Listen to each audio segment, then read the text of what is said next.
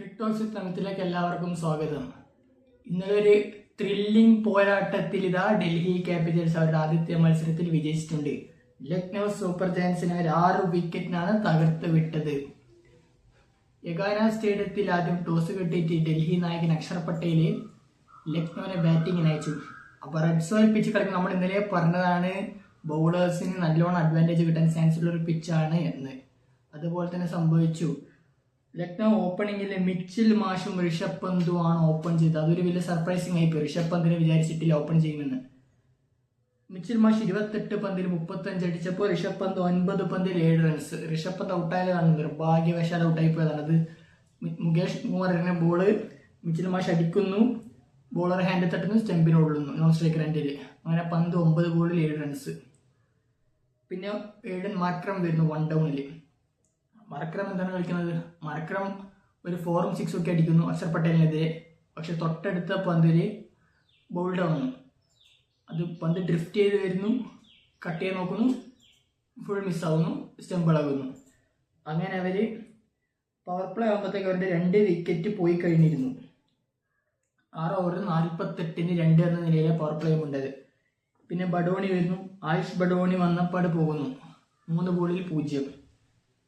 ആയുഷ് ബഡോണി 3 ബോളിൽ 0. അദ്ദേഹത്തിന്റെ വിക്കറ്റ് ശരിക്കും ലഭിക്കുന്നത് നട്രാജനാണ്. അദ്ദേഹത്തിന് വിക്കറ്റ് എടുക്കുന്നത് കീപ്പർ ക്യാച്ചാണ്.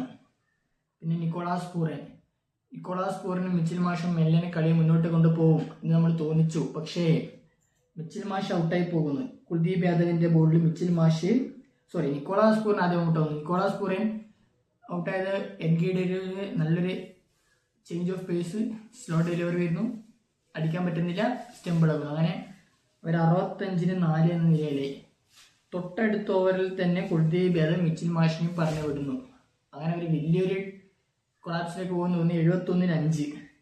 പിന്നെ മുകിൽ ചൗധരിയും അബ്ദുൾ സമദും കൂടി ചേർന്ന് മെല്ലനെ ടീമിനെ മുന്നോട്ട് കൊണ്ടുപോകുന്നു. മുകിൽ ചൗധരി ആവട്ടെ 105 റൺസ് ആകുമ്പോൾ മുകിൽ ചൗധരി പോയി. അങ്ങനെ 105-ന് 6. എന്നാൽ ഒരു ഭാഗത്ത് അബ്ദുൾ സമദ് നല്ല ഉത്തരവാദിത്വത്തോടെ താൻ മാത്രമേ ഇനി ബാറ്റ് ചെയ്യാനുള്ളൂ അറിഞ്ഞുകൊണ്ട് തന്നെ അദ്ദേഹത്തിന് പറ്റുന്ന രീതിയിൽ അദ്ദേഹം നല്ല വൃത്തിക്ക് ഷോട്ടുകൾ കളിച്ചുകൊണ്ട് മെല്ലനെ മുന്നോട്ട് കൊണ്ടുപോയി. അബ്ദുൾ സമദ് 25 പന്തിൽ 36. അബ്ദുൾ സമദ് ഔട്ടായ സമയത്ത് ഇരിപ്പുണ്ട്.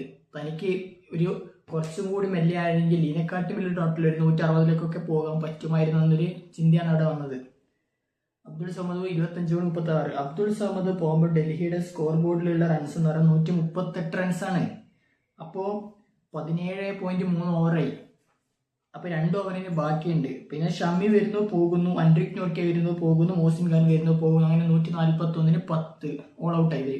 19.4 ഓവർ കംപ്ലീറ്റ് ആയിട്ടില്ല. ഡൽഹിയുടെ ബോളേഴ്സ് ആയിരുന്ന മുകേഷ് കുമാർ കൃത്യമായ ലൈനും ലെങ്തോടു കൂടി ബോളറിന് 3 ഓവറിൽ 17-ന് 0. ലുങ്കി എൻഗീഡിയുടെ ബോളിംഗ് ഫിഗർ എടുത്ത് പറയണം. 3.4 27-ന് 3. ഞാൻ പറഞ്ഞ പിച്ച് പേസേഴ്സിന് പൂണ്ട് വിളയാടാൻ പറ്റിയൊരു പിച്ചാണ്. അത് എൻഗീഡ് നല്ല രീതിയിൽ ഉപയോഗിച്ചെന്ന് വേണമെങ്കിൽ പറയാം. പിന്നെ അക്ഷർ പട്ടേൽ ക്യാപ്റ്റന്റെ ഡ്യൂട്ടി എന്താണോ അതായത് ബോളിംഗിൽ കാണിച്ചിട്ടുണ്ട്. 3 ഓവറിൽ 17-ന് 1. നട്രാജൻ 4 ഓവറിൽ 29-ന് 3 വിക്കറ്റ്. കുൽദീപ് യാദവ് 4 ഓവറിൽ 31-ന് 2. വിപ്രാജ് നിഗം 1 ഓവറിൽ 8 റൺസിന് വിക്കറ്റുകളില്ല. അങ്ങനെ 20 ഓവറിൽ 141. മറുപടി ബാറ്റിങ്ങിന് ഇറങ്ങിയിട്ട് എന്താണ് ഡൽഹിക്ക് സംഭവിച്ചത്? തുടക്കത്തിൽ കളിയുടെ ഫസ്റ്റ് ബോളിൽ ഔട്ടാണ് KL രാഹുൽ. ഷമിയുടെ ഒരു സൂപ്പർ ബോൾ രാഹുൽ അടിക്കാൻ നോക്കുന്നു, പക്ഷെ അത് തേർഡ് മാനിലേക്ക് പോകുന്നു, ക്യാച്ച് എടുക്കുന്നു. അങ്ങനെ ഫസ്റ്റ് ബോളിൽ വിക്കറ്റ്. രാഹുലും 10 നിസാങ്കും ചേർന്നിട്ടാണ് ഓപ്പൺ ചെയ്തത്. 1 ഡൗണിൽ നിതീഷ് റാണ വരുന്നു. നിതീഷ് റാണ എന്താണ് ഇപ്പോൾ ചെയ്തത്? അദ്ദേഹം നല്ല ഫോമിലാണ് ഇപ്പോൾ നിതീഷ് റാണ ഉള്ളത് എന്ന് പറയാം നമുക്ക്. അതായത് നമ്മുടെ സയ്യിദ് മുഷ്താഖ് അലിയിലൊക്കെ ഡൽഹിക്കെല്ലാം വേണ്ടി ടോപ്പ് റൺ കിട്ടറാണ് നിതീഷ് റാണ. പക്ഷേ നിതീഷ് റാണക്കും കാര്യമായിട്ടൊന്നും ചെയ്യാൻ സാധിച്ചിട്ടില്ല. അപ്പോൾ നിതീഷ് റാണ ഔട്ടാവുന്ന സമയത്ത് ടീം ടോട്ടൽ ഉള്ളത് 16 റൺസാണ്. ടീം ടോട്ടൽ ഉള്ളൂ 16-2 എന്നതിലാണ് ഉണ്ടായത്. അവിടെ നിന്ന് അവർ വലിയൊരു കൊളാപ്സിലേക്ക് പോകുമെന്ന് തോന്നി. പിന്നെ Sameer Rizvi impact pair act ഇറക്കി വിടുന്നു. സമീർ റിസ്വി ആവട്ടെ 6 ബോളിൽ 0 റൺസാണ് ആദ്യം എടുത്തത്. അപ്പോൾ നിസാങ്കൊക്കെ പ്രഷർ ആവുന്നു. നിസാങ്ക് അടിക്കാൻ നോക്കുന്നു, ക്യാച്ച് എടുക്കുന്നു. അങ്ങനെ ലക്നൌയുടെ ബോളേഴ്സ് കൃത്യമായി പറഞ്ഞാൽ ഷമിയും പ്രിൻസ് യാദവും മോസിൻ ഖാനും കൂടിയിട്ട് നമ്മുടെ DC ബാറ്ററെ ബുദ്ധിമുട്ടിച്ചു. അങ്ങനെ പവർ പ്ലേ ആകുമ്പോഴത്തേക്ക് 4 വിക്കറ്റ് പോയി. നിസാങ്ക പോകും. തൊട്ടടുത്ത പന്തിൽ പ്രിൻസ് യാദവ് അക്ഷർ പട്ടേലിന്റെ സ്റ്റംപിളക്കി വിടുന്നു. അങ്ങനെ 26-4 6 ഓവറിൽ. അപ്പോൾ വലിയൊരു കൊളാപ്സിലേക്ക് ഡൽഹി പോവുകയായിരുന്നു. പക്ഷെ അവിടെ നിന്നിട്ട് സൗത്ത് ആഫ്രിക്കൻ ബാറ്റർ ട്രിസ്റ്റൻ സ്റ്റെപ്സും ഡൊമസ്റ്റിക് ടാലന്റഡ് സമീർ റിസ്വിയും കൂടി ടീമിനെ നല്ല രീതിയിൽ മുന്നോട്ട് പോയി കൃത്യമായ ഫേസിൽ ബൗണ്ടറികൾ എടുത്തു. നല്ല റൺ റേറ്റ് മെയിൻറ്റെയിൻ ചെയ്തു. അങ്ങനെ അവരെ കൊണ്ടുപോയി ടീമിനെ വിജയത്തിലേക്ക് എത്തിച്ചു. 26-4 നിലയിരുന്ന അവരിൽ 145 എത്തി. 17 പോയിന്റ്.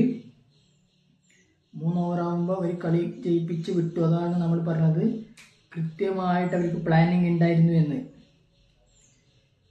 17 പന്ത് ബാക്കി നിൽക്കാണ് അവർ കളി ജയിച്ചത്. ഇപ്പോൾ സമീർ റിസ്വിയുടെ കാര്യം. സമീർ റിസ്വി 47 പന്ത് 70 റൺസാണ് സമീർ റിസ്വി എടുത്തത്. അദ്ദേഹം 4 സിക്സറുകളും 5 ഫോറുകളും അടിച്ചു. സ്റ്റെപ്സ് ആവട്ടെ 32 പന്തിൽ 39 റൺസ്. അദ്ദേഹവും മോശമാക്കിയിട്ടില്ല.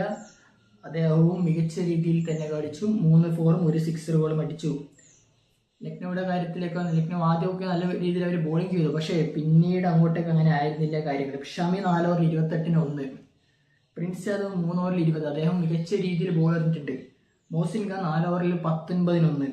എൻഡ്രിക് നോറിക്ക് എക്സ്പെൻസീവായി പോയി. 4 ഓവറിൽ 39 റൺസ് വിട്ടുകൊടുത്തു. ഷഹബാസ് അഹമ്മദ് 1 ഓവറിൽ 16. മർക്രം 1 ഓവറിൽ 13. അബ്ദുൾ സമദ് ഒരു ബോളർ ആ ബോൾ 6 അടിച്ച് കളി ജയിപ്പിച്ചു. അപ്പോൾ ഡൽഹി ഇത്തവണ കരുത്തുറ്റ ടീമാണ്. നമ്മൾ ആദ്യമേ പറഞ്ഞതാണ്. അതുപോലെ തന്നെ സംഭവിച്ച അവർ ഈ സീസണിൽ കിരീടം എടുക്കാനുള്ള സാധ്യത വളരെയധികം കൂടുതൽ തന്നെയാണ്. അപ്പോൾ കൂടുതൽ വീഡിയോസുമായി വീണ്ടും എത്തുന്നതായിരിക്കും.